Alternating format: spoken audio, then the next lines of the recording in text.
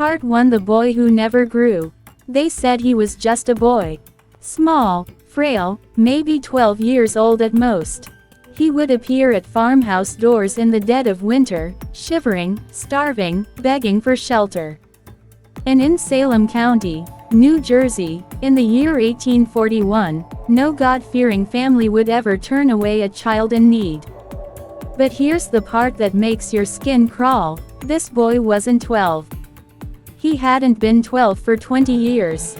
His name was Joshua Bennett, and behind those innocent blue eyes was the mind of a predator. He wasn't looking for food or warmth. He was looking for families to ruin. Before the killings began, 7 families had already lost everything: money, valuables, even their peace of mind. And by the time people started whispering about the strange child who never seemed to age, it was too late. The boy had vanished into the New Jersey wilderness, leaving only terror behind. If you love chilling, little-known stories like this one, make sure you subscribe and hit that notification bell, because over the next 10 parts, we're going to uncover the truth about Joshua Bennett, the boy who never grew. And drop a comment with what state you're listening from. We love seeing how far these stories travel. Now, let's step back into Salem County, 1841. Salem County 1841. Unlike Salem, Massachusetts, with its history of witch trials, this Salem was quieter. A land of flat fields and hard-working families. The people here were a mix of English Quakers, German Lutherans, and Irish Catholics. They believed in community, in prayer, in looking out for one another. Life wasn't easy. Winters were brutal, roads turned to mud, and families depended on every dollar, every harvest, every prayer.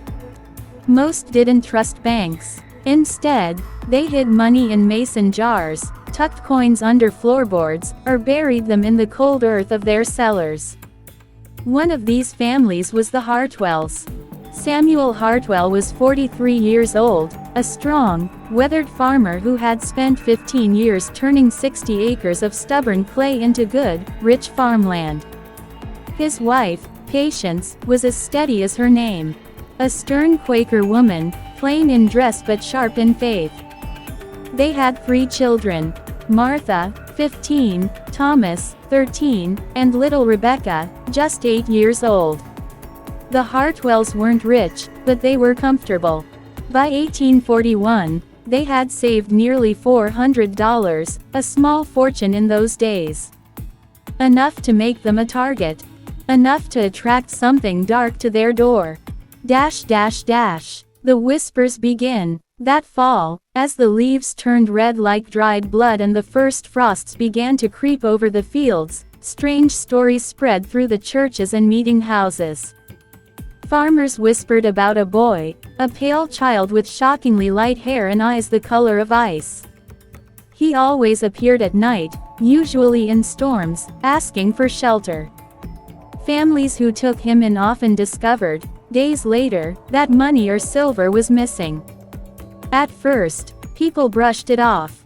A coincidence, perhaps, or maybe the work of desperate drifters. But then came the detail no one could explain: the boy never seemed to age. Folks swore they had seen him years ago, looking exactly the same. Some whispered that he was a ghost. Others, a demon. But the truth was much worse. Who was Joshua Bennett? Joshua had been born in 1809, deep in the Pine Barrens of New Jersey. A strange condition stopped his growth at 12 years old. While other boys grew taller, stronger, older, Joshua stayed the same. By the time he was 32, he still looked like a fragile boy, but his mind carried decades of experience. He discovered his gift during the economic crash of 1837. Families were desperate, willing to believe anything. Joshua showed up at a Methodist home in Trenton, pretending to be an orphan whose parents had died of cholera. They took him in, fed him, clothed him, and 3 weeks later, he vanished with their life savings. That was when Joshua realized the terrible truth: people see what they want to see. And what they wanted to see was a helpless child. Over the years, he perfected his act. He learned to stutter just enough to sound pitiful, to quote Bible verses that softened the hearts of the faithful, to tell stories of tragedy that no one could question. A fire killed my family. Cholera took my parents. Indians raided our home. The story changed every time. But the outcome was always the same.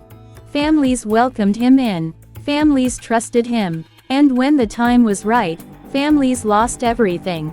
The stormy night, but Salem County would prove different. This time, Joshua would push too far. This time, someone would start asking questions. It happened on November 18, 1841. Snow was falling in heavy sheets, and the wind howled like a living thing. Samuel Hartwell was checking on his livestock when he heard it, faint knocking at the front door. At first, he thought it was the storm. But then it came again.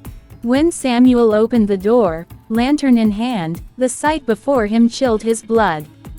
A boy stood there, thin as a reed, lips blue, clothes soaked through, arms wrapped tight around his chest. His pale hair was plastered to his forehead, his ice blue eyes shining strangely in the lamplight. "Please, sir," the boy whispered, his voice barely louder than the wind. "I've been walking for days. My family, they're all gone. Fever took them." Patience Hartwell appeared behind her husband, and her heart broke at the sight. "Samuel," she ordered, "bring him in this instant. The poor child will freeze to death." Samuel hesitated. Something about those eyes unnerved him, but his wife's command left no room for argument. The boy stepped inside, and almost at once, warmth seemed to return to his cheeks. He smiled shyly at the Hartwell children, steam rising from his wet clothes. "What's your name, child?" Patience asked gently. The boy looked up at her, those pale blue eyes glittering. "Joseph," he said smoothly. "Joseph Crawford. I come from down near Millville." It was a lie, one of many. And before long, the Hartwells would learn what it meant to invite the boy who never grew into their home. Right finger end of part 1. Would you like me to go ahead and start drafting part 2 in the same style, about 1,000 words, with a strong hook at the beginning, or do you want me to first outline all 10 parts so you see the full arc of the story before I expand them? Part 2: The Stranger Becomes Family. Have you ever let someone into your home? Someone who seemed harmless, even sweet, and then realized later that you didn't really know them at all. That's exactly what happened to the Hartwells after they welcomed the pale, shivering boy who called himself Joseph Crawford. At first, he seemed like a blessing. A polite, God-fearing orphan who knew his verses, helped with chores, and smiled shyly at the right moments. But behind those ice blue eyes was Joshua Bennett, the man trapped in a child's body, studying every move the family made. And when he finally struck, he chose his moment with chilling precision. Settling in. "My pa had a small farm," the boy told them one night, his voice soft and cracking in all the right places. "But the lung fever came in September. Took ma first, then my little sister Sarah, then pa." His voice broke on the last word, and little Rebecca Hartwell, just 8 years old, reached out and patted his shoulder. From that moment, he wasn't a stranger anymore. He was family. Over the days that followed, Joseph settled into the Hartwell household like he had lived there all his life. He fed the chickens with careful hands. He helped Thomas with chores. During morning and evening prayers, he recited Bible verses so perfectly that even Samuel Hartwell, a stern man and late convert to Quaker faith, nodded in approval. But it was in the evenings, around the fireplace, that Joseph truly shined. He had a way of making people laugh, making them feel seen. When Martha sighed about a boy who had stopped calling, Joseph shook his head and said, "Young men are fickle, Miss Martha. They see a pretty face and forget the heart behind it." The remark made her laugh, easing her hurt. When Thomas struggled over his arithmetic, Joseph leaned in and guided him, not in a way that showed off his own intelligence, but just enough to help without raising suspicion. The Hartwells saw a sweet, gifted child. But in truth, Joshua was cataloging everything. Where Samuel kept his money, what valuables the family owned, which neighbors dropped by, even how long it took sounds from the barn to reach the house. This was his gift. This was his curse. Testing trust. By the third week, Joshua was confident. The Hartwells no longer saw him as a guest. He was one of them. So he tested their trust. First, he slipped a few pennies from Martha's small collection. When no one said a word, he grew bolder. A silver thimble from Patience's sewing basket disappeared. Still nothing. The Hartwells weren't keeping track of their possessions anymore, not around him. That was all the proof he needed. December 14, 1841. It was a Sunday, bitterly cold. The ground frozen solid, the wind cutting through wool like knives. Samuel planned to attend the monthly Quaker business meeting in Salem. Normally, the family went together, but Patience had been battling a stubborn cough since Thanksgiving. She chose to stay home with the children. But then fate, or Joshua's careful planning, intervened. Little Rebecca woke with a burning fever. Her cheeks flushed red, her tiny body shaking under heavy quilts. By mid-morning, she was whispering nonsense, staring at things that weren't there. Patience's face went white with fear. She knew only one man could help, drive. Marcus Fleming in Salem City, the only physician within 20 miles who understood children's fevers. "Joseph," Samuel said firmly, "help me harness the wagon." The plan was made quickly. Samuel would take Rebecca to the doctor. Patience would stay with her sister in Salem while the child was treated. That left Martha and Thomas at the farm. And Joseph. As the wagon rattled down the muddy road and disappeared into the storm, Joshua felt a thrill run through him. This was the moment he had been waiting for. The strong box. Martha busied herself preparing supper. Thomas trudged to the barn to finish chores. Joshua waited, listening, making sure. When he was certain he was alone, he slipped into the root cellar. The key hung exactly where he had seen it before, behind the pickle barrel, damp with rust. His hand didn't tremble as he slid it into the lock of the heavy iron strongbox. The lid creaked open. Inside was more than he had dared dream. $400 in gold and silver coins, separated into neat leather pouches. Land deeds. Promissory notes from neighbors who owed Samuel money. And a diary, Samuel's own careful handwriting, full of notes not only about family life but about the finances of neighbors across the county. For a man like Joshua, this was treasure beyond money. This was intelligence. He worked quickly, choosing carefully. Half the coins, enough to be rich, but not so much that the theft would be noticed right away. 2 small land deeds, a few recent promissory notes. And, almost as an afterthought, the diary. He didn't stop there.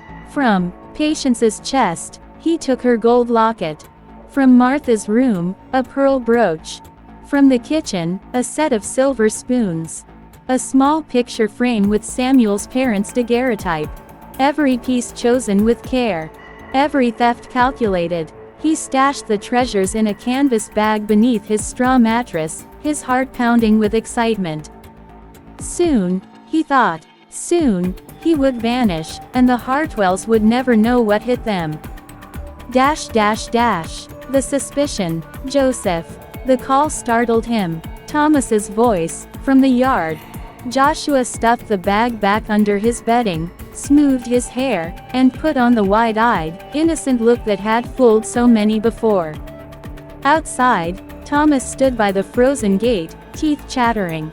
"Help me with this latch, it's stuck solid." Together, they strained against the metal, their breath steaming in the cold. But while they worked, Thomas studied him. "You're awfully strong for someone who's been sick," the boy said slowly. "And you sure know a lot about farming for somebody who says his family only had a small plot." Joshua's blood ran cold. For the first time since stepping onto the Hartwell farm, he felt exposed. Thomas Hartwell wasn't like the others. He was sharp-eyed, suspicious, dangerous. Joshua forced a smile, masking the chill creeping down his spine. But inside, he was already calculating. If Thomas suspected him, then Thomas would have to be dealt with. Right finger end of part 2.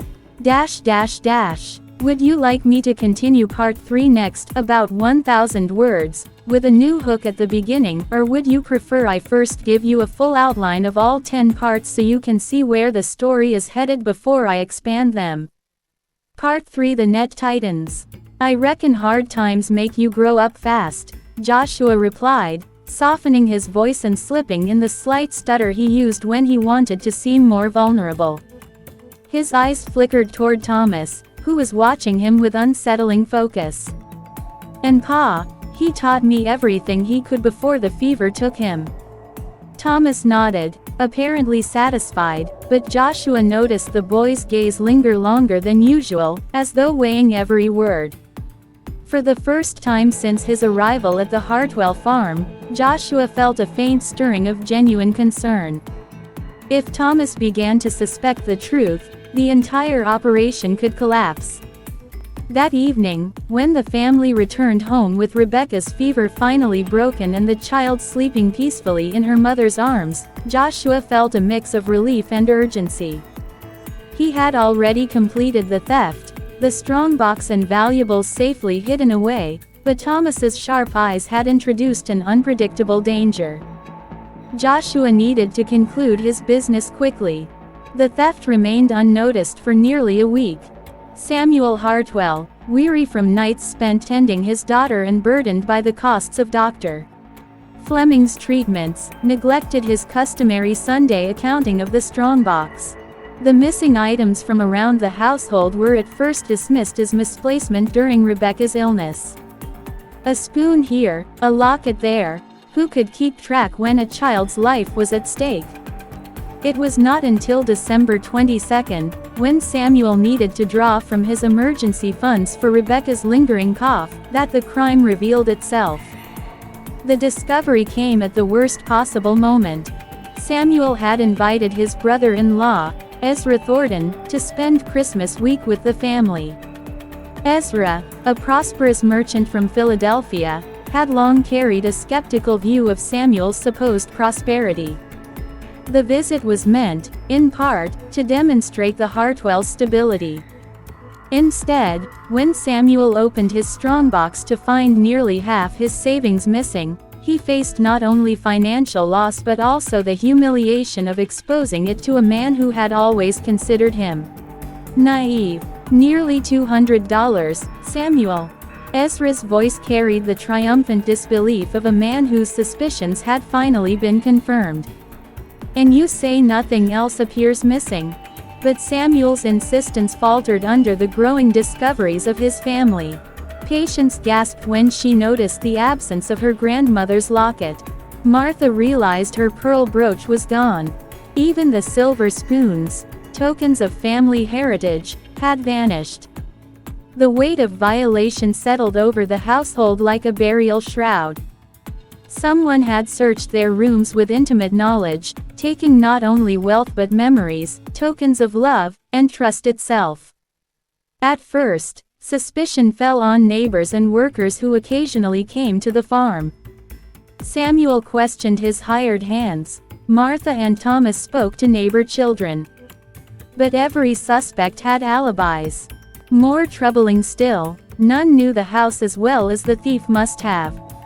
It was Thomas who voiced the suspicion no one wanted to consider. "What about Joseph?" he asked quietly during a family council, while Joshua napped in the barn loft. "He's been here more than a month. He knows where everything is kept." Samuel bristled. "Thomas Hartwell, I'm ashamed to hear you speak so. That boy lost his family to fever. We have given him shelter and kindness. To accuse him, that's just it, Pa," Thomas cut in, his voice steadier than his years. "What if he didn't lose them? What if his whole story was a lie?" Samuel was ready to dismiss the thought as childish jealousy, but Ezra leaned forward, his merchant's instincts pricked. He had heard of confidence men before, shifty characters who invented tragedies to win trust before stealing fortunes. "Let me make some inquiries," Ezra said quietly. "If this Joseph Crawford truly lived near Millville, if his family truly died of fever, someone will remember." While Ezra set out, tension grew in the Hartwell home.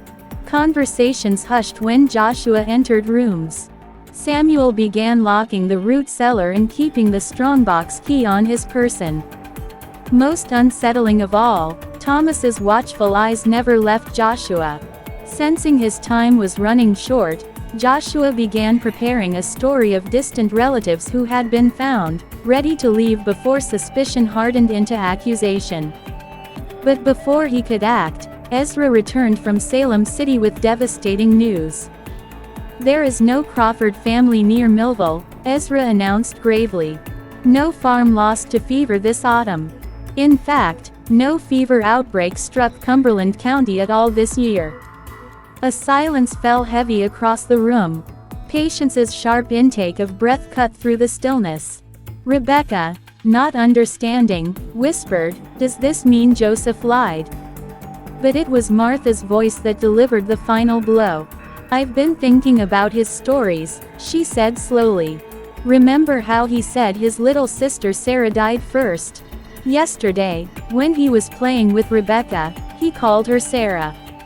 And when I asked, he said Rebecca reminded him of his sister. But the way he said it, it was as if he forgot Sarah was supposed to be dead." Samuel's face drained of color. "You're saying this boy we've fed, clothed, and treated as our own, has deceived us? That he's some sort of criminal?" The word, criminal, hung in the air like a curse. None could quite accept it, yet the mounting evidence was undeniable. That night, while the family whispered downstairs, Joshua lay awake upstairs, his mind racing. His cache of stolen goods remained hidden beneath his mattress. Escaping with it would require both cunning and timing. And more than that, he would need to vanish in a way that delayed their pursuit. The idea came like a spark. He would stage his own abduction. On December 27, 1841, before dawn, Joshua put his plan into motion. He arranged his bedding to suggest a violent struggle, scattered straw across the floor, and left one boot near the barn door as if lost in a scuffle. With a shard of pottery, he made a shallow cut on his arm, letting blood drip across the floorboards, enough to suggest injury, not enough to do harm. The final touch was a ransom note. Using words cut from Ezra's discarded newspaper, he pasted a crude message. "We have the boy. $50 in gold. Leave at the old mill ruins tomorrow night. Come alone, or he dies." He left the note where Samuel would find it. The scheme worked. Samuel's shouts of alarm roused the family, who rushed to find the scene of apparent violence. The ransom note, with its crude spelling and rough grammar, convinced them further. Panic replaced suspicion. Search parties were organized, neighbors summoned, and the household thrown into chaos. By then, Joshua was already 3 miles away, the stolen fortune hidden in his satchel, heading toward the Camden Ferry and the safety of Philadelphia. But he had underestimated both the Hartwells' determination and Ezra Thornton's shrewdness. Instead of simply paying the ransom, Samuel rode for the Salem County Sheriff, Caleb Hendricks, a seasoned man with a sharp eye for fraud. Hendricks examined the ransom note and the supposed scene of violence, then declared bluntly, "This smells like a confidence game. That boy, if he even is a boy, has been playing you from the start. The kidnapping is just his cover to vanish." Ezra, meanwhile, cast his net wider among merchant contacts. Word returned swiftly. This was no isolated trick. Families across New Jersey and Pennsylvania told of a childlike stranger spinning tales of tragedy, worming his way into good homes, and vanishing with valuables. Always small, always young-looking, always an orphan. "We've been harboring a professional thief," Ezra told Samuel grimly. The revelation transformed the Hartwells' grief into fury. Samuel, usually a gentle Quaker, now burned with a hunger for justice. He offered a $50 reward for Joshua's capture, the same sum demanded in the ransom note, and authorized a manhunt spanning 3 counties. Meanwhile, Joshua, flush with stolen wealth, stepped off the Camden ferry into Philadelphia.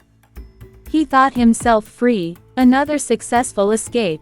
But the city, unlike the farms and villages he had tricked before, was no place for a boy with too much money and too many lies. His greatest deception had worked perfectly, yet it would prove the very thing that led to his undoing. Would you like me to continue part 4 with Joshua's troubles in Philadelphia, where his disguise begins to unravel? Part 4: The Net Tightens. Joshua Bennett had always prided himself on timing. In his short but eventful life, timing was everything. When to slip a trinket from a dresser drawer, when to shed a tear at just the right moment, when to speak like a trembling child so that hardened men melted into protectors.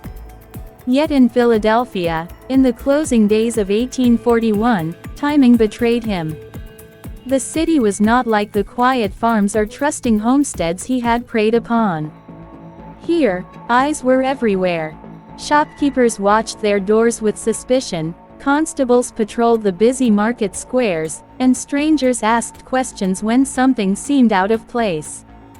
Joshua, though clever, was still a boy in appearance, and a boy traveling alone, carrying gold coins, was an oddity no one could easily overlook. It was at the stagecoach office that his carefully woven disguise began to unravel. The clerk, Murphy, leaned across the counter, studying him with sharp eyes. "You say you're bound for Baltimore, lad?" Murphy asked, voice thick with doubt.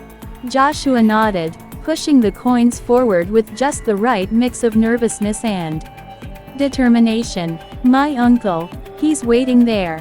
Family business." Murphy's lips pressed into a thin line. He had heard such stories before, too many of them ending with frantic posters nailed to tavern doors, announcing runaway apprentices or kidnapped children. "Strange," Murphy muttered, "that a boy with so much gold must travel alone." Joshua's heart quickened, but he forced a stammer into his reply, the same trick that had softened Samuel Hartwell's doubts. "My uncle. He couldn't leave his shop. I was told to come alone." Murphy's eyes didn't soften. He slid the coins back across the counter. "No ticket for you, boy. Not without a letter or guardian." Joshua gathered the coins quickly and left, masking his rising panic with the practiced shuffle of an innocent child. Yet inside, the walls of his confidence were crumbling. He had underestimated Philadelphia. Here, the sympathy he had counted on was replaced by scrutiny. Meanwhile, back in Salem County, the Hartwells were rallying under the stern guidance of Sheriff Caleb Hendricks. Samuel's shame at being deceived had transformed into a relentless pursuit of justice. Ezra Thornton's merchant contacts provided names, towns, and dates, accounts of families deceived in eerily similar ways. Each tale painted the same picture: a boy too young to be doubted, too clever to be caught, and too heartless to care about the ruin he left behind. For Patience Hartwell, the betrayal cut deepest. She had treated Joshua, as a son, nursing him, praying over him, even entrusting him with Rebecca's care. Now, every memory felt poisoned. She sat by the fire one evening, locketless neck exposed, whispering, "How could a child carry so much wickedness?" Her husband offered no comfort. "He is no child," Samuel said, bitterness coating every word. "He is a wolf wearing lamb's wool." It was Thomas, however, who felt the sting of vindication. His suspicions, once dismissed as childish jealousy, had been proven right. But instead of triumph, he felt a heavy burden. "I knew," he admitted to his mother one night, "but I still hoped I was wrong." Joshua, now cautious of stagecoach offices, turned instead to the docks. Ships were always leaving Philadelphia, merchant vessels bound for Baltimore, New York, or even farther ports. The anonymity of the river seemed safer than the watchful gaze of the city streets. He found a sloop preparing to sail south, its captain a grizzled man who cared more for coin than questions. Joshua spun a tale of being sent ahead to kinfolk in Baltimore, flashing silver and promising silence. The captain agreed, provided Joshua boarded at dusk and caused no trouble. Relieved, Joshua spent the day in hiding near the wharf, nursing his wound and guarding his bundle of stolen treasures. Yet he had little sense of the invisible threads already tightening around him. Ezra Thornton had ridden ahead to merchant colleagues in Philadelphia, and descriptions of the boy thief were spreading. A lad of 12, small but sharp-eyed, claiming to be an orphan. Travels light, but always with coins or trinkets he shouldn't have. Constables were warned to watch for such a boy. The Hartwells, meanwhile, were learning that vengeance carried its own cost. The household was fractured, trust broken, tempers short. Rebecca, too young to understand betrayal, asked often when Joseph would return. Her innocent longing was salt in her parents' wounds. Martha Hartwell, who had once scolded Thomas for doubting the boy, now lived with guilt gnawing at her conscience. One evening, Samuel found her weeping silently over the pearl brooch that was gone forever. He placed a hand on her shoulder, rough and trembling. "It is not our fault we trusted him," he said softly, though his jaw was tight. "It is his fault he betrayed us." Still, the unspoken truth lingered. Their Christian charity had been twisted into a weapon against them. As night fell over Philadelphia's waterfront, Joshua slipped toward the sloop. Lanterns bobbed in the fog, voices called across the water, and the stink of tar and salt filled the air. The captain was waiting, impatient but ready. But Joshua was not the only one watching that ship. Constable Matthew Rourke, a sharp-eyed officer familiar with Ezra's letter, had been combing the docks for days. He noticed the small figure slipping from shadow to shadow, clutching something close to his chest. The sight was too familiar to ignore. "Boy!" Rourke barked, stepping forward. Joshua froze, every nerve on edge. Then, with the swiftness that had carried him through so many close escapes, he bolted. Coins clinked in his pocket, boots pounded on the dock, and shouts erupted behind him. The chase twisted through narrow alleys, past taverns spilling drunken sailors into the street, over crates and barrels stacked high with winter goods. Joshua darted like a fox, nimble and desperate. Yet Rourke was no farmer or shopkeeper. He was a man trained to hunt thieves in a city maze. At last, near the fish market, Joshua stumbled.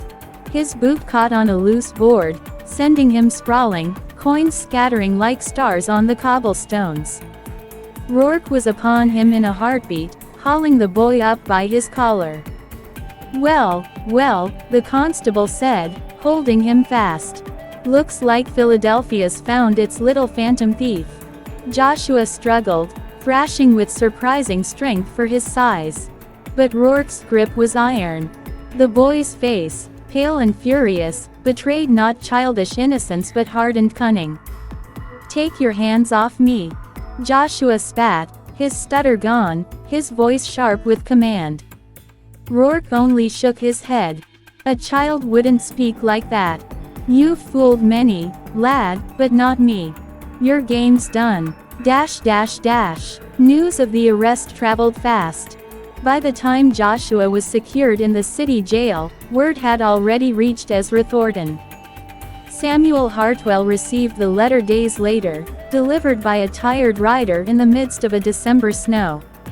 When he read the words, "The boy is captured in Philadelphia. Sheriff requests your presence to give testimony," Samuel closed his eyes and exhaled slowly. The pursuit that had consumed his household was nearing its end. Yet even as relief washed over the Hartwells, doubts remained. What court would try a boy so young? What punishment could fit crimes so cunning, yet committed by someone with the face of a child? And most unsettling of all, if Joshua had deceived so many for so long, could they truly believe his capture meant the danger was finished? For in his cell in Philadelphia, Joshua Bennett sat silently, eyes fixed on the iron bars. His lips curled, not in fear, but in the faint shadow of a smile. The game, in his mind, was far from over. Word count. Approximately 1018. Would you like me to make Part 5 the courtroom prison phase, his trial, the moral debate about whether he's a child or a criminal, or should I lean into an escape narrative where Joshua outsmarts the law again? Part 5 The Trial of Innocence. The jail in Philadelphia was a gray, drafty place, its stone walls sweating with damp and its corridors echoing with the groans of men who had been broken by time. Into this grim fortress Joshua Bennett was thrown, his wrists bound, his fine disguise stripped away. Yet, even behind iron bars, Joshua was not like the others. Most prisoners cursed or begged, but he sat silent, his small frame still, his dark eyes steady as he studied the men who came and went. Constable Rourke had locked him away, but the boy gave no tears, no pleas, no confession. "He looks more like a judge than a child," one turnkey muttered uneasily. "A lad with eyes that cold, there's something not natural in it." Word of his capture spread quickly. By the time Samuel Hartwell and Ezra Thornton arrived by coach, the city was already buzzing with talk of the boy swindler. Some thought him a pitiful orphan turned desperate thief. Others called him a prodigy of wickedness, born without conscience. The court convened in early January, the winter wind howling through the city streets. The hall was packed. Curiosity brought merchants, laborers, and housewives alike, eager to see the boy who had tricked so many. At the front sat Judge Elias Wentworth, a stern man with white hair and a reputation for severity. He peered over his spectacles at the prisoner before him, a child, scarcely taller than the clerk's desk, his hair disheveled, his hands folded neatly. "This," the judge said gravely, "is the thief who has deceived men twice his age. God help us if it be true." The prosecutor rose first, laying out the charges: theft, fraud, deception, and flight across county lines. He painted Joshua as a cunning wolf disguised as a lamb, reminding the court of the Hartwells' missing brooch, locket, and coins, and of similar reports from neighboring towns. "Your Honor," the prosecutor thundered, "this boy is no innocent. He is a practiced villain who cloaks himself in childhood, exploiting Christian charity while feeding on the trust of good people. He must not be pitied, he must be punished." The crowd murmured, torn between outrage and disbelief. Then came the defense. Joshua had been given a young lawyer named Nathaniel Pierce, fresh from apprenticeship and eager to prove his worth. But even Pierce hesitated as he looked at his client. The boy had given him nothing. No tears, no excuses, not even a plea. Still, Pierce rose and did what he could. Your Honor, he began, the prisoner is but a child. Yes, he may have erred, but who among us did not stray in youth? Shall we condemn a boy of 12 to the fate of hardened criminals? He needs correction, guidance, perhaps a reformatory, but not the gallows nor the dungeon. The judge listened, frowning. The law was not clear when it came to children who committed adult crimes. Too young for the gallows, too dangerous for leniency, Joshua was a riddle the court could not easily solve. When Samuel Hartwell was called to testify, he did so with heavy heart. His voice carried the weight of betrayal. My family welcomed him as a son, Samuel said, eyes fixed on the small figure before him. My wife nursed him, my children trusted him. And how did he repay us? With lies, with theft, with scorn for our kindness. He is not ignorant of his crimes, he is deliberate. He twisted our charity into his weapon. Patience Hartwell could not bear to speak. Her eyes filled with tears as she clutched Rebecca's hand in the gallery. Thomas, standing beside her, glared at Joshua with the fury of a boy wronged. Yet Joshua never flinched, not once. When asked if he wished to speak in his defense, he rose, small and pale, yet with a strange composure that unsettled even the judge. I did what I must, Joshua said simply. The world owes me nothing. And I owe the world nothing in return. The words, calm and cold, rippled through the hall like a chill wind. Mothers in the crowd clutched their children closer. The prosecutor crossed himself. Judge Wentworth slammed his gavel. You are a child, yet you speak like a man hardened by sin. The court is confounded by what to do with you. The jury deliberated for hours. Some argued that Joshua was too young to be held fully responsible, others insisted that his crimes were too grave to excuse. At last, they returned with a verdict, guilty of theft and fraud, but recommended to mercy on account of age. The sentence was exile to the House of Refuge, a grim institution on the outskirts of the city where wayward children were sent to be corrected through labor and discipline. It was no gallows, but neither was it freedom. The judge delivered the sentence with stern finality. You shall be confined until such time as you show repentance and the ability to live rightly. Perhaps within those walls you will learn what honesty and humility are. Court is adjourned. The gavel fell. The case was closed. The Hartwells returned home heavy-hearted. They had wanted justice, but what they had seen in Philadelphia unsettled them more than it comforted them. Did you hear his words, Samuel? Patience whispered in the carriage. That boy, he spoke with no shame, no sorrow. What kind of child is that? Samuel looked out the frosted window, his jaw set. Not a child, a warning. God help the world if boys like him grow to manhood. Thomas said nothing, but the image of Joshua standing unbroken in court burned itself into his memory. He realized then that some people wore masks not out of fear, but out of calculation, and that some masks could never be removed. At the House of Refuge, Joshua was stripped of his remaining belongings, dressed in coarse uniform, and put to work among other boys sentenced for theft, vagrancy, or truancy. The place was run like a factory. Dawn to dusk labor, harsh overseers, scripture recitations drilled into weary minds. But Joshua was no ordinary inmate. Where others bent, he observed. Where others wept, he planned.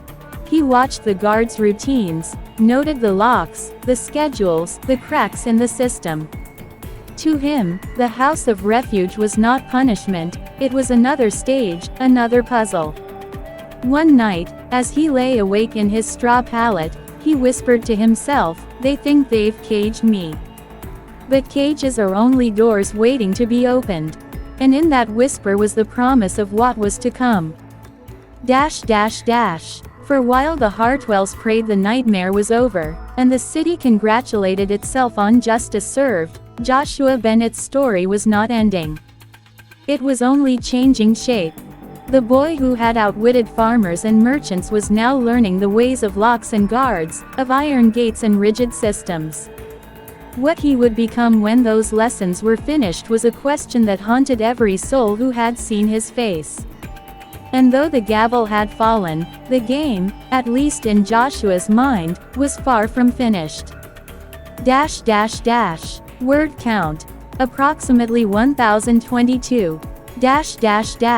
Would you like Part 6, the finale, to be his escape from the House of Refuge, a dramatic close showing his cunning triumph once more, or a more moral ending, where he finally meets a fate that no cleverness can outwit? Part 6, the escape and the lesson. The House of Refuge was meant to break boys like Joshua Bennett. Its stone walls towered over the outskirts of Philadelphia, its barred windows staring down like watchful eyes. The routine was unyielding. Wake at dawn, march to labor, recite scripture, then collapse into straw pallets under the glare of wardens who believed strictness could carve virtue out of vice. Most boys surrendered. They bent under the weight of discipline, their defiance eroded by long days of toil and endless sermons. But not Joshua. To him, the place was not a prison, it was a classroom. Every order barked by a guard was a clue. Every lock, every gate, every changing of duty shifts was a lesson. He memorized details with the patience of a chess player studying his opponent. Where others despaired, Joshua planned. One winter evening, snow drifting against the barred windows, the boys were herded into the dining hall. Thin broth and coarse bread were ladled into bowls. Joshua sat among them, silent, his dark eyes scanning the room. He noticed the key ring hanging loosely from the belt of a guard who had grown careless with routine. He noticed the small crack in the wall where mortar had weakened. He noticed everything. That night, as the other boys lay snoring, Joshua whispered to the one bunkmate who still spoke kindly to him, a timid lad named Matthew. "Do you want to leave this place?" Joshua asked. Matthew shuddered. "Escape? No one leaves. They catch you, they beat you near to death." Joshua's lips curved in a faint, humorless smile. "Not if you're clever." Matthew turned away, frightened by the certainty in the boy's voice. He had seen enough of Joshua to know he was not boasting. He was planning. Weeks passed. Snow gave way to sleet, sleet to rain. Joshua worked quietly, biding his time. He stole nothing, drew no punishment, and recited scripture as if he meant it. The wardens began to think the boy was reforming. But the truth was far colder. Joshua had patience, and patience was his weapon. The night finally came in March. A storm rattled the shutters and drowned the world in thunder. While the other boys trembled at the lightning, Joshua rose silently from his pallet. From beneath the straw, he drew out the object he had been fashioning for weeks, a crude tool carved from bone, sharpened against stone floors. He crept to the small crack in the mortar he had studied, pressing the tool into it, widening it, scraping quietly until the stone shifted. He wriggled his small frame through the opening and dropped into the courtyard, the rain drenching him instantly. The guards were huddled under an awning, smoking pipes, their attention dulled by the storm. Joshua slinked across the mud, his eyes fixed on the main gate. The keys he had once observed jangling on the guard's belt were now etched perfectly in his memory. He had made a replica from wire stolen in the workshop. His heart beat steady, not with fear, but with focus. He slid the makeshift key into the lock. For a breathless second, nothing happened. Then, click, the gate swung open, and Joshua Bennett, the boy who would not be broken, stepped out into the storm. By morning, the House of Refuge was in chaos. Guards scoured the countryside, Farmers were warned to bolt their doors, and handbills were nailed to posts with the boy's likeness drawn in ink. But Joshua was gone, swallowed by the endless roads and the anonymity of a city too large to track a single clever child. Some claimed they saw him boarding a wagon bound for Baltimore. Others swore he worked for a time on the docks in New York, passing as an orphan porter. Stories spread like wildfire. The boy swindler, the child deceiver, the shadow in a cap who could trick grown men with a smile. To the Hartwells, the news was like a stone dropped into still water. When word of the escape reached their home, Samuel clenched his fists. "I knew it," he muttered. "The boy will never change. He'll haunt every place he goes, a curse to whoever shows him kindness." Patience shivered. "But he is still only a child." Samuel's eyes darkened. "No, Patience. He is something else. A child learns when corrected. He adapts. He wears correction like another mask." Thomas, listening quietly, felt both fear and fascination. He could not forget Joshua's unblinking eyes in the courtroom, nor his calm words. It was as if the boy had been carved from something harder than flesh and bone.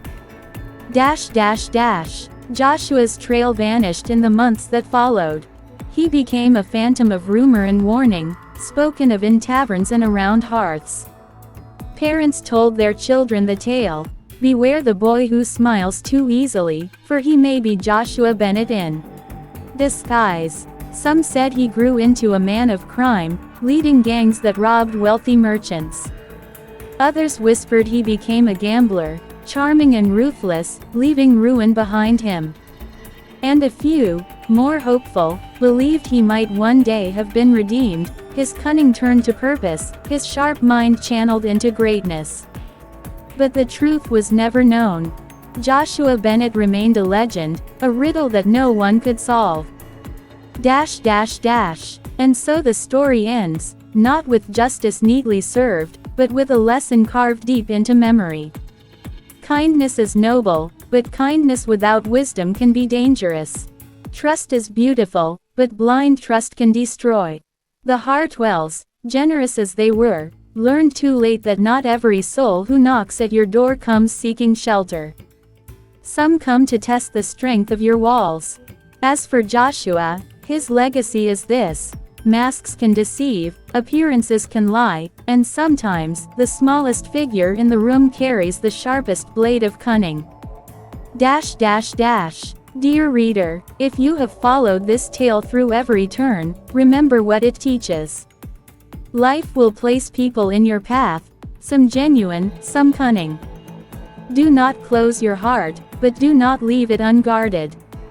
Measure trust by actions, not appearances. And when you give kindness, let it be coupled with wisdom, so that your generosity cannot be turned against you. For in every age, in every town, there are those who wear masks. Some wear them for survival. Others wear them for power. The difference lies not in the mask, but in the intent behind it. And the question remains for you, as it did for the Hartwells: will you see the mask for what it is, or will you only see the smile it conceals? Sparkles, if this story stirred you, if you felt the pull of its lesson, then share it. Subscribe for more timeless tales, pass it along to a friend, and leave a comment with your thoughts. Stories live longer when they are carried from one heart to another. Part 7: The Shadow in New York. The boy disappeared into the storm, and for weeks no one knew where he had gone. Handbills with his likeness curled on rain-soaked walls, but no arrest was ever made. Philadelphia whispered his name with dread, and the House of Refuge covered their shame with silence. Joshua Bennett, 12 years old, had become a ghost. But ghosts always leave traces. In the spring of 1836, a man named Silas Granger, dock foreman at New York Harbor, told a curious tale. He swore a boy had appeared one morning at the wharf, barefoot and shivering, claiming to be an orphan seeking honest work. He was small, Granger later recalled, but sharp-eyed, like he'd been reading a book no one else could see. The boy, calling himself Nathaniel, carried crates twice his size, darted between ships, and made himself useful. Soon he became a fixture among the sailors, a clever lad who listened more than he spoke. When asked where he came from, he spun tales so vivid no one could tell if they were truth or invention.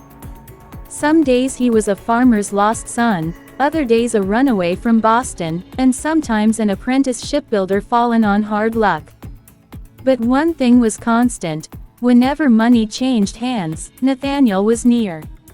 He had a way of carrying messages, arranging trades, or introducing sailors to opportunities. A boy trusted because of his innocent face, yet always profiting quietly from every exchange. It was in New York that Joshua, no longer Joshua, but Nathaniel, or sometimes Thomas, or even Michael, learned the art of survival on a grander scale. He no longer needed to trick farmers or merchants. In a city where no one knew your name, reinvention was easy. He charmed his way into taverns, carrying tankards for patrons, and listened to conversations worth more than gold. He memorized shipping schedules, gambling debts, and whispered deals. Knowledge was his currency, and when knowledge was not enough, he gambled outright. Dice, cards, wagers on horse races. Joshua's uncanny calm unsettled even seasoned gamblers. He lost often enough to keep suspicion at bay, but always won when the stakes were high. Men twice his age found themselves staring across a table at a boy who smiled faintly as he pulled in their coin. They called him the Shadow, for he slipped through alleys and vanished from taverns as if swallowed by the night. But the city was not without its dangers. One evening, after a run of winnings at a dockside tavern, Joshua found himself cornered in an alley by three men whose purses he had lightened. "You think you're clever, boy?" snarled one, brandishing a knife. Joshua's voice was calm, unshaken. "Clever enough to know the watch patrols this alley every half hour. They'll be here any minute." The men hesitated, glancing toward the street. Joshua used their pause to slip past, vanishing into the maze of the city. When the watch patrol did pass minutes later, the men cursed, realizing they had been bluffed by a child. Joshua smiled in the shadows, unseen. His weapon had never been strength, only the ability to make others believe what he wanted them to believe. Months turned to years. By the time Joshua was 15, his reputation in certain circles was well known. He was the boy who could secure passage on ships for those who couldn't pay full fare, the boy who knew which warehouses kept their doors unbarred, the boy who could roll dice, lucky, for a price. But his true genius was subtler. He began to organize. Where once he had been a solitary deceiver, now he gathered others, street boys, dock rats, and ragged orphans. To them, he was not a trickster but a leader. He fed them with coin won at cards, clothed them with goods acquired through charm or theft, and protected them with strategies so cunning even older gangs avoided tangling with his band. Soon whispers spread. The boy who escaped the house of refuge had built a small kingdom in New York's underworld. Yet, for all his cunning, Joshua carried one secret flaw: he could not resist proving his superiority. One summer evening, in a crowded gambling hall on Water Street, he faced a wealthy merchant whose arrogance filled the room. The man mocked the boy's youth, tossing gold coins as if they were pebbles. Joshua, unblinking, accepted the challenge. Cards were dealt, bets grew higher. The crowd leaned closer, and when the final hand was revealed, Joshua's calm smile returned. He had won it all. The hall erupted with shouts. Some cheered, others cursed. But the merchant's face darkened with fury. "You've cheated me," he roared. Joshua rose slowly, gathering his winnings.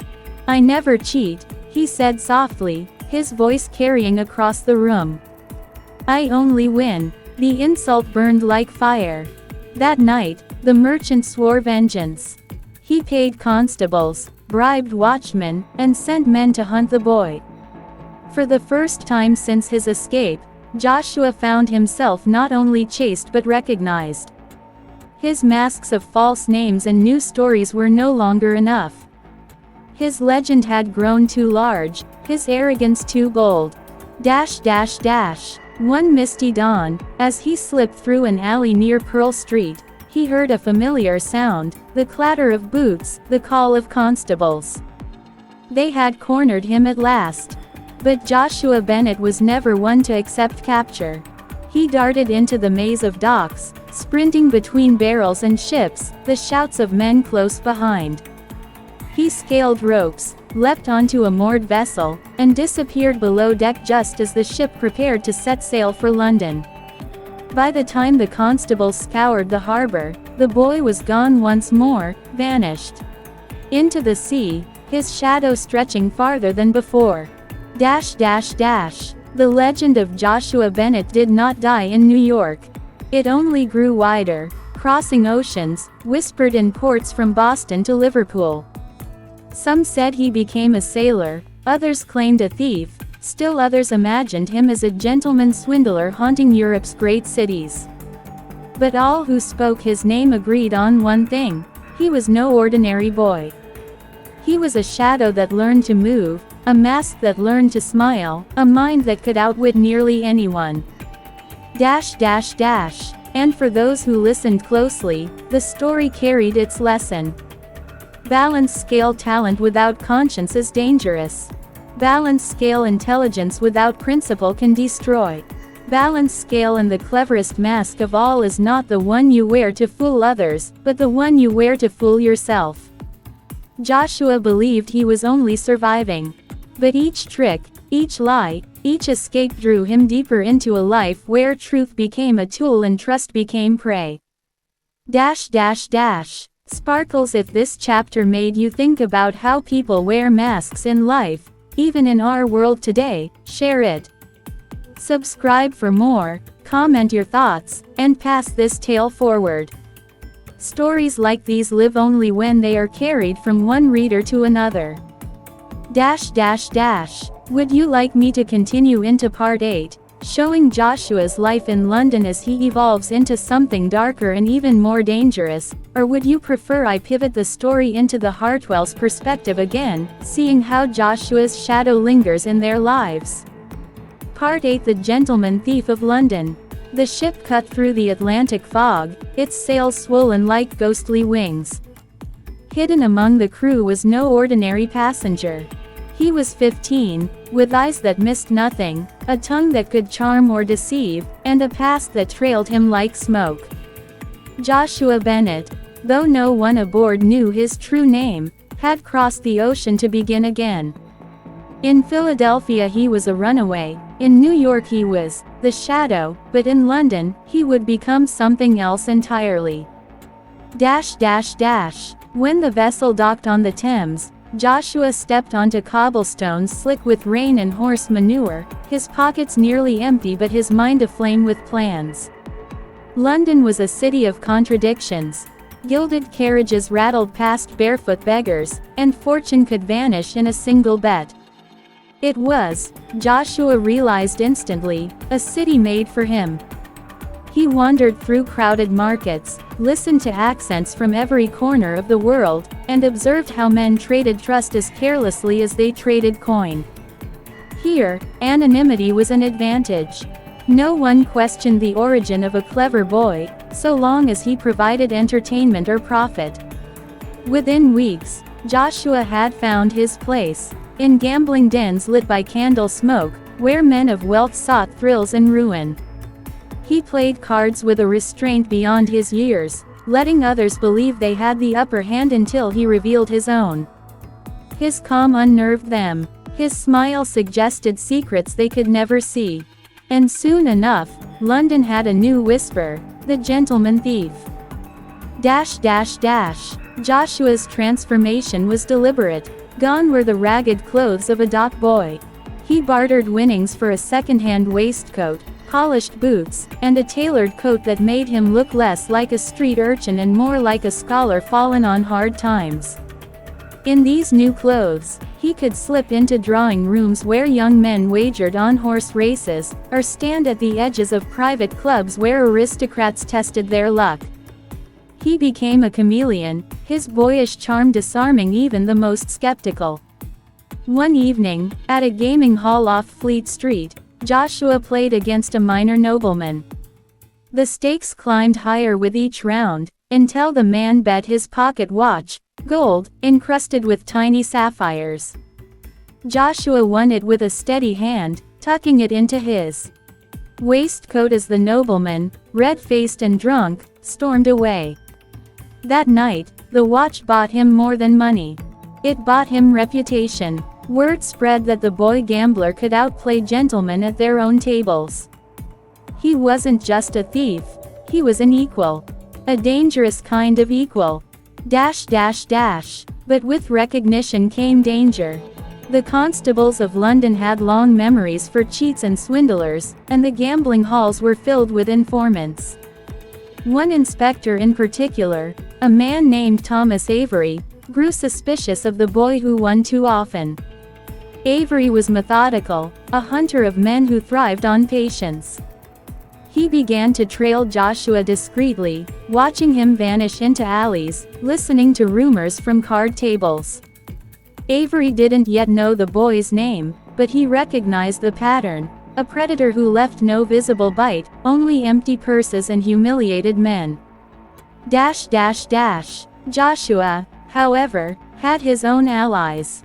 The ragged children of London's streets, the climbing boys, who scaled chimneys, the pickpockets in Covent Garden, the flower girls near the Strand, saw in him something rare. He paid them fairly, treated them with respect, and taught them tricks of persuasion instead of cruelty. To them, he was not a thief but a leader. A boy who could look a nobleman in the eye and not flinch. Soon, Joshua's network stretched across the city. He knew when gambling raids would occur, which merchants secretly cheated waits at the markets, and which constables accepted bribes. His mind was a map, and he walked it with ease. But deep within, a restlessness gnawed. Winning coins and watches no longer thrilled him as it once had. He craved bigger games, opponents worthy of his intellect. And fate, as always, answered. One foggy evening in 1838, Joshua attended a clandestine card game in a townhouse near St. James's. The guests were not dockworkers or merchants, they were lords, officers, and wealthy industrialists. The stakes were enormous, and the risks higher.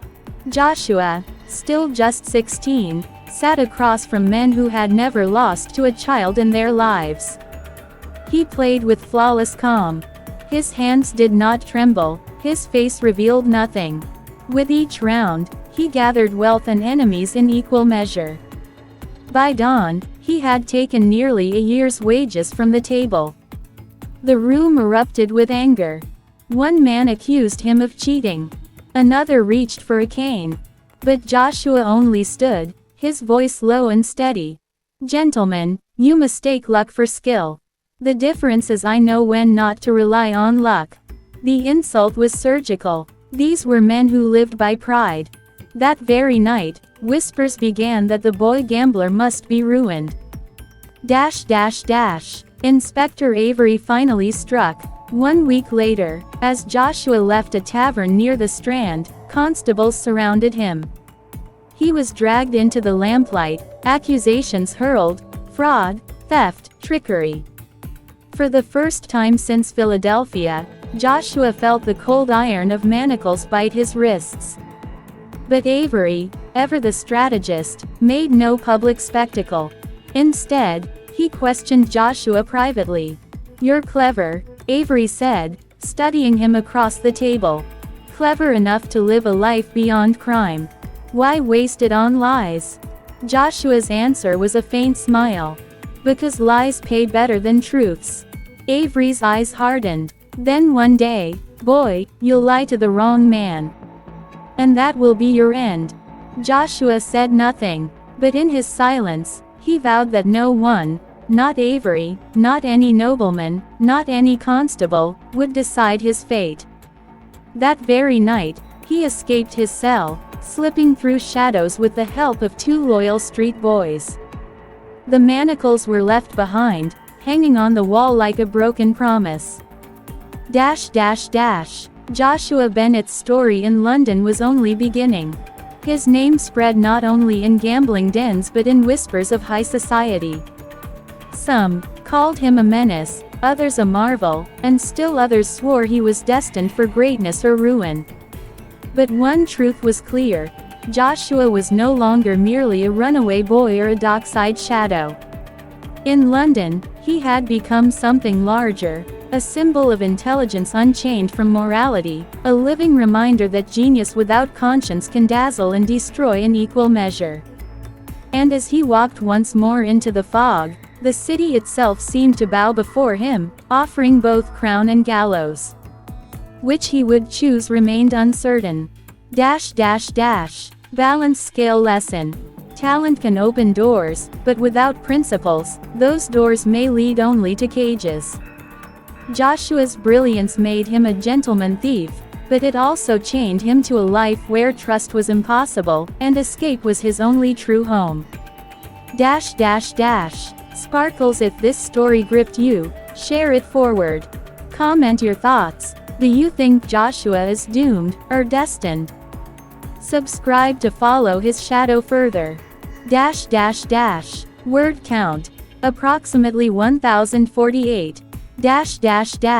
Would you like me to push part 9 deeper into his dark transformation, where Joshua moves beyond gambling into orchestrating high-stakes schemes with the elite, or shift the tone so that Avery, the inspector, becomes a true rival, almost a cat-and-mouse chase? Part 9: The Game of Shadows. London had grown smaller to Joshua Bennett. Not in size, of course, the city stretched endlessly, from Whitechapel's soot-stained alleys to the shining chandeliers of Mayfair. But in his mind, he had mapped it all. He knew which doors opened with gold, which with charm, and which with silence. And yet, for all his winnings and whispered fame, the city no longer felt vast. It felt like a board, and he was the player moving pieces across it. But games grow dangerous when your opponent is not blind. Inspector Thomas Avery was not blind. For months, he had studied Joshua, tracing his movements through gambling halls, shadowing his network of street children, piecing together the puzzle of a boy who moved like a phantom and struck like a surgeon. Avery was not a man who believed in superstition, but Joshua unnerved him. There was something unearthly in the boy's calm, as though Joshua had already seen the ending of every move before it began. One evening, Avery sat in a smoky tavern, listening quietly as two dockworkers spoke of the gentleman thief. They told tales of a boy who could strip a man of his fortune without lifting a finger, who knew secrets he should not know, who smiled as though he owned the city. Avery drank his ale in silence, but inwardly, he swore, "I will catch him. No matter how long it takes."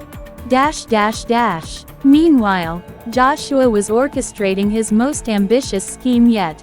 It began not with cards or dice, but with information. London was a city addicted to secrets. Politicians hid affairs, merchants lied about shipments, and bankers wagered fortunes on rumors. Joshua realized that knowledge was more valuable than coin. He positioned his network to listen. A flower girl outside Parliament overheard whispers of trade deals, a chimney boy spied ledgers on a banker's desk, a tavern maid slipped letters from drunk soldiers. Joshua collected it all, weaving a web tighter than any constable's net. And then, he sold the truth to those who could pay, or used it to control those who could not. It was no longer gambling. It was power. But power breeds enemies. One night, as Joshua returned to his rented room in Clerkenwell, a knife pressed against his throat. A man in a tattered cloak whispered, "Stay out of the affairs of Lord Winthrop. Some secrets aren't yours to trade." Joshua didn't flinch. Instead, he smiled, a thin, mocking curve of lips. If Lord Winthrop feared exposure, he should have played a cleaner hand. The man snarled and shoved him against the wall. But, before blood could spill, two of Joshua's boys appeared from the shadows, wielding iron rods. The attacker fled into the night, leaving behind only a threat unspoken. Joshua had touched something larger than himself. The next day, Inspector Avery visited Lord Winthrop under the guise of official business. He noted the man's nervous glances, his sharp words about street vermin, and his pale face when Joshua's name was mentioned. Avery left with certainty. The boy was no longer a petty thief. He was trespassing in the affairs of the powerful. And that meant sooner or later, London's elite would demand blood. Joshua, of course, welcomed the danger. At 17, he was more than a gambler, more than a thief. He was a strategist, a manipulator, a boy who saw the city as his personal chessboard. And he delighted in his duel with Avery, though the inspector did not yet know he was playing. He began leaving traces, small, deliberate hints that Avery could follow. A marked card left on a constable's desk. A gold coin from a stolen purse dropped in Avery's path. Joshua wanted the chase, because to him, the game was no longer about money. It was about proving that no man, no law, no inspector could cage him. But every shadow lengthens with time. One fog-heavy evening, Joshua attended a masquerade ball in Bloomsbury. He was dressed in a borrowed mask and fine coat, moving among nobles who never questioned the presence of a confident young man. There, he danced with the daughter of a wealthy baron. She laughed at his wit, entranced by the mystery of his eyes. For a moment, Joshua allowed himself to feel something unfamiliar, connection, almost innocence.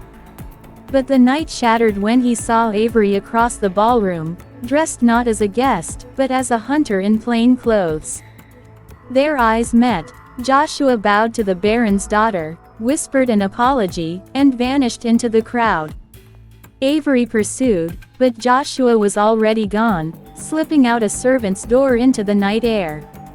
That night confirmed what both already knew: their fates were tied. Hunter and hunted, locked in a game where only one could win. Weeks passed, and London's underworld buzzed with rumors. Some said the gentleman thief was invincible. Others claimed Avery had already cornered him.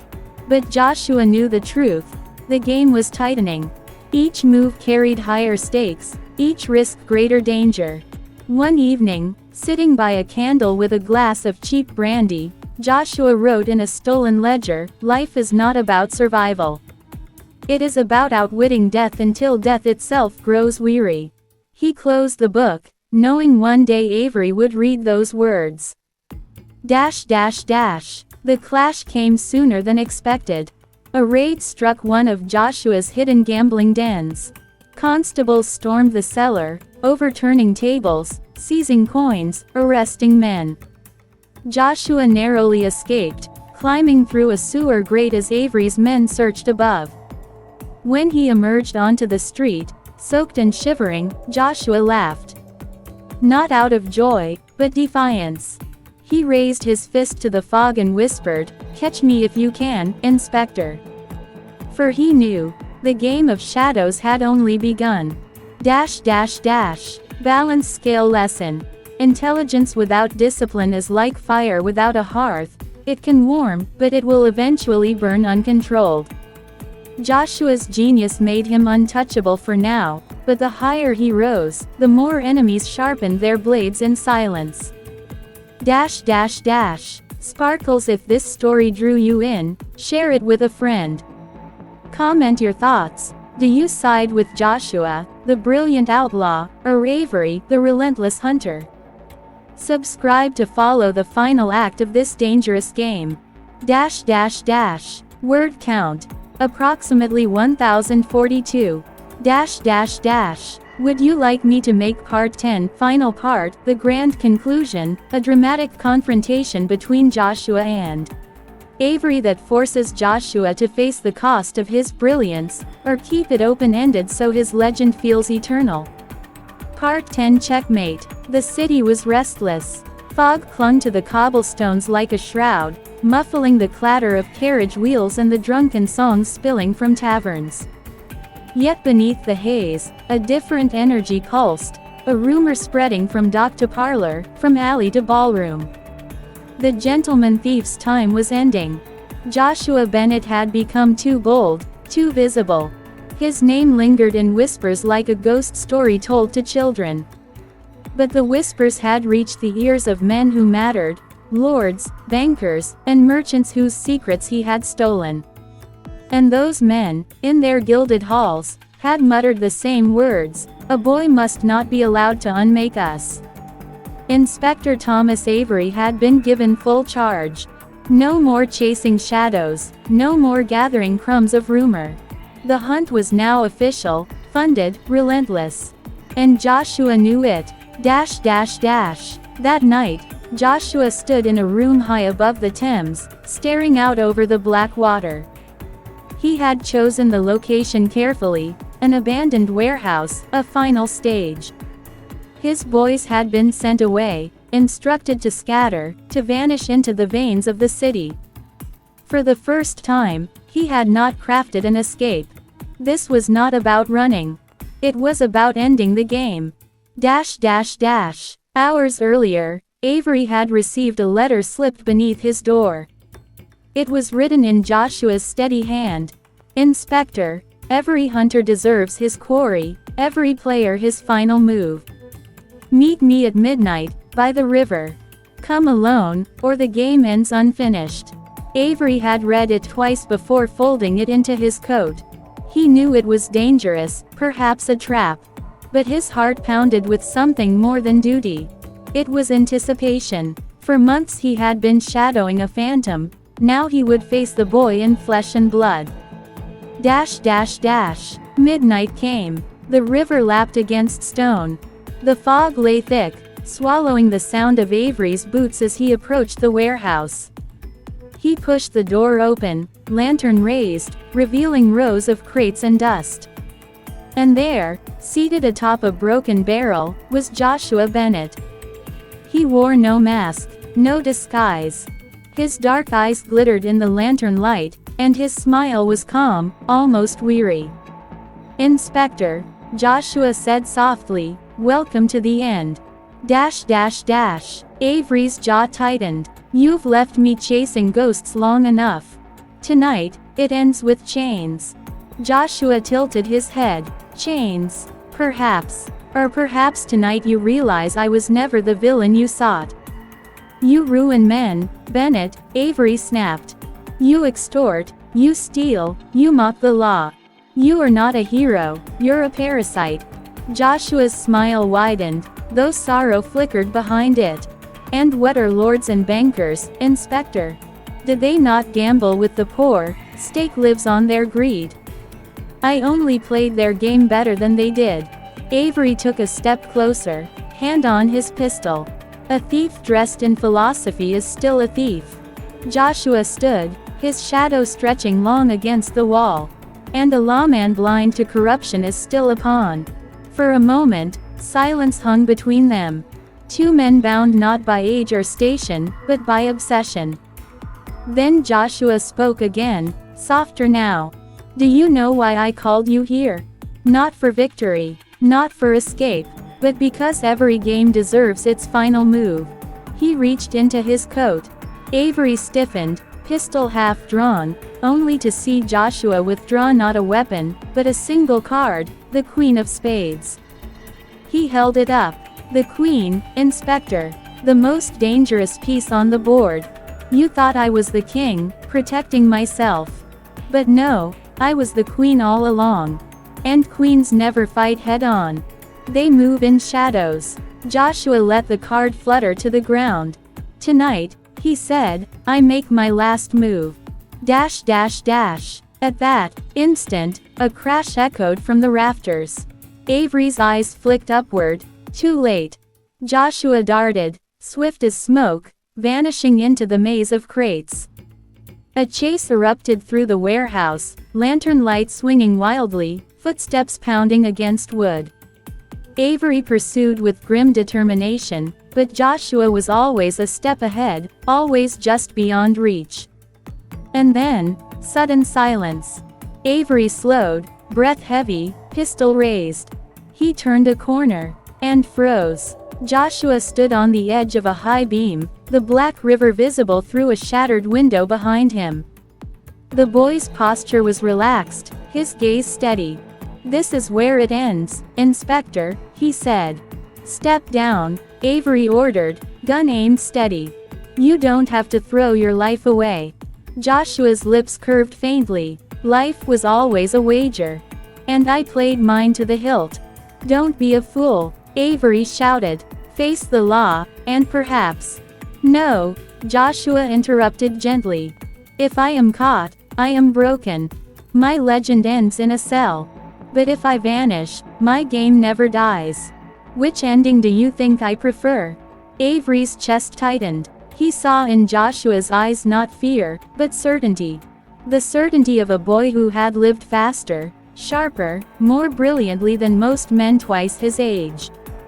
And before Avery could move, Joshua spread his arms like wings. And leapt. Dash dash dash. The river swallowed him. Lantern light flickered against black water, but no body surfaced, no cry echoed back. Only silence. Avery stood frozen, pistol limp at his side, staring into the void. He searched for hours, calling men to drag the river, but nothing was found.